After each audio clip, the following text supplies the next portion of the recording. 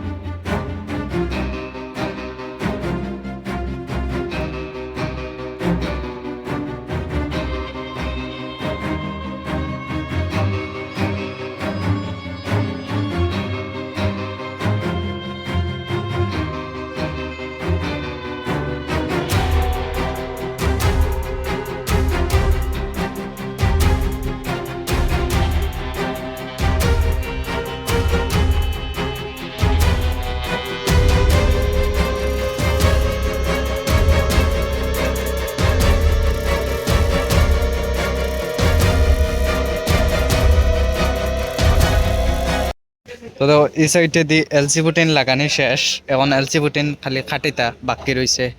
And এই সাইডে আবার এলসি বুটিন লাগাইছেন না, এদিকেও লাগানি শেষ, এদিকেও প্রায় লাগানি দরজাইন লাগানি শেষ। অ্যান্ড সামনে আবার ফুটিন কাটা চলে।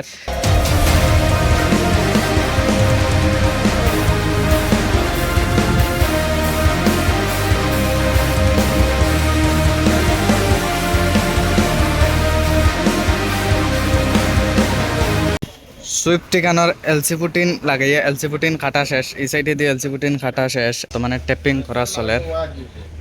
বর্তমানে ইনো টেপিং করা চলে, সামনের লাইটও টেপিং করবা, এখানেও টেপিং করবা, এই সাইড কালার হইব। এলসি ফুটিন কাটা শেষ, এখন খালি টেপিং করা চলে।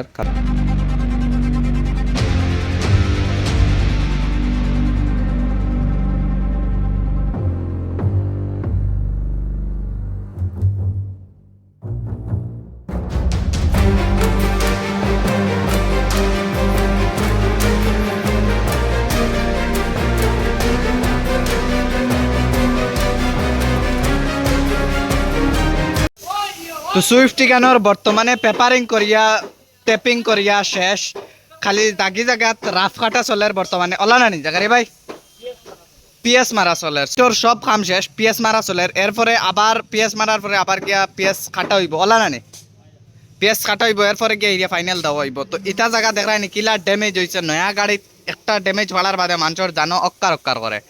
তো এটা কোনো ব্যাপারও না, নুরুল ভাইয়ের গ্যারেজ আইলে এলা কোনো ব্যাপারও না, যে কোনো কাম লইয়াও এভরিথিং ওকে করিয়া দিবা।